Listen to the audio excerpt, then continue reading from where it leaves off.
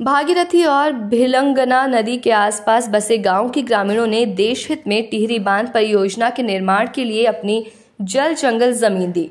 उसके बदले टिहरी बांध परियोजना के पुनर्वास विभाग द्वारा टिहरी बांध से पीड़ित लोगों को रहने के लिए हरिद्वार के पथरी देहरादून में प्लॉट आवंटित कर दिए हैं। लेकिन पुनर्वास विभाग नई टिहरी के अधिकारियों की लापरवाही के चलते अजब गजब मामला सामने आया, जिससे टिहरी बांध से प्रभावित ग्राम रोला कोट निवासी चंद्रमोहन थपलियाल को पुनर्वास विभाग द्वारा लॉटरी के माध्यम से 22/6/2022 को हरिद्वार के पथरी भाग 2 में एक प्लॉट नंबर 22 का कब्जा 24/1/2024 को दे दिया गया।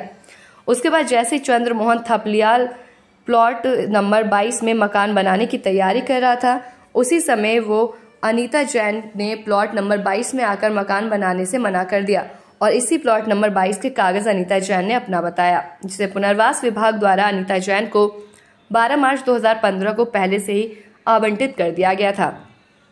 उसके बाद चंद्रमोहन थपलियाल ने पुनर्वास विभाग नई टिहरी ऑफिस में जाकर हरिद्वार पथरी भाग 2 के प्लॉट नंबर 22 के बारे में अधिकारियों को बताया कि ये प्लॉट दो लोगों को दे दिए गए हैं। उसके बाद पुनर्वास विभाग के अधिकारियों ने छानबीन करने पर पुनर्वास विभाग के अधिकारियों की लापरवाही सामने दिखी, जिससे पीड़ित चंद्रमोहन थपलियाल ने दूसरी जगह प्लॉट की मांग की। लेकिन अब पुनर्वास विभाग के अधिकारियों द्वारा पीड़ित को ऑफिस के चक्कर पर चक्कर कटवा रहे हैं। लेकिन 1 साल से ज्यादा का समय हो गया, अभी तक पुनर्वास विभाग नई टिहरी के द्वारा पीड़ित चंद्रमोहन थपलियाल को दूसरी जगह प्लॉट नहीं दिया गया। काशीपुर में आज इंडिया ग्लाइकोल लिमिटेड में प्रोसेस सेफ्टी मैनेजमेंट पर इंडियन केमिकल काउंसिल और IGL के द्वारा एक कार्यशाला का आयोजन किया गया। कार्यशाला में उत्तराखंड और अन्य राज्यों की फैक्ट्रियों से आए MD सम्मिलित हुए। काशीपुर में बाजपुर रोड स्थित इंडिया ग्लाइकोल लिमिटेड में विभिन्न औद्योगिक संस्थानों में केमिकल के नुकसान के अलावा अन्य दुर्घटनाओं से बचाव के प्रति जागरूकता फैलाने के उद्देश्य से 1 दिवसीय कार्यशाला का आयोजन किया गया। नाम है आपका? चंद्रमोहन थपलियाल। किस गांव के रहने वाले? रोलाकोट, ग्राम सभा रोलाकोट।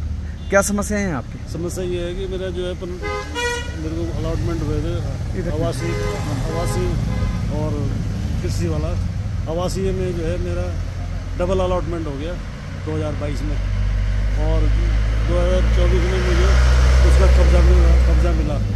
उसके बाद 2025 में मैं गया उधर, तो वहाँ पता लगा कि ये ऑलरेडी किसी और को, जो दूसरी फर्स्ट पार्टी है वो आएगी, हमारा प्लॉट है। और फिर मेरे को जो है उस पार्टी से पता लगा कि ये डबल अलॉटमेंट है। जब अलॉटमेंट पर्ची निकली थी तो उस टाइम लॉटरी सिस्टम से निकला था, और बाद में 2 साल बाद पता लगा जब मैं वहाँ गया तो कोई आदमी जिनका था अलॉटमेंट, अनीता जैन के नाम से, वो कह रहे हैं हमारा है ये। तो उन्होंने जब जाँच करवाई, पता करा तो उनके नाम से निकला वो।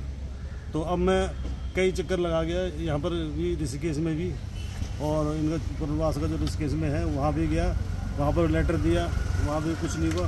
उसके बाद मैं केदारपुरम भी गया इनके बड़े अधिकारी से मिलने के लिए, उन्होंने भी जो है उन्होंने भी कुछ नहीं किया। उन्होंने आश्वासन दिया कि ये लेटर लिखो, वो लेटर लिखो, और मैं कई चक्कर लगा चुका हूँ, पर कोई मेरे को सही से जवाब नहीं दिया कि हो जाएगा आपका काम।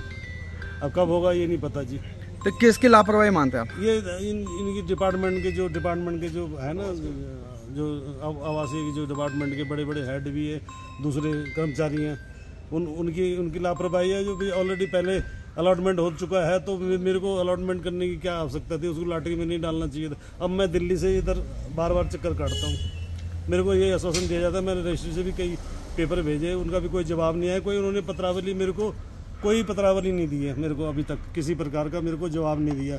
मेरे लेटर जो मैंने जितने भेजे, उन्होंने अधिकारियों ने कोई जवाब नहीं दिया। अब क्या अगर आपकी मांग नहीं मानी गई, तब? मैं मांग नहीं मानेंगे तो फिर हम कोई अपना डिस्ट्रिक्ट को करेंगे, उसका भूख हड़ताल पे बैठेंगे इनके पास, और क्या कर सकते हैं?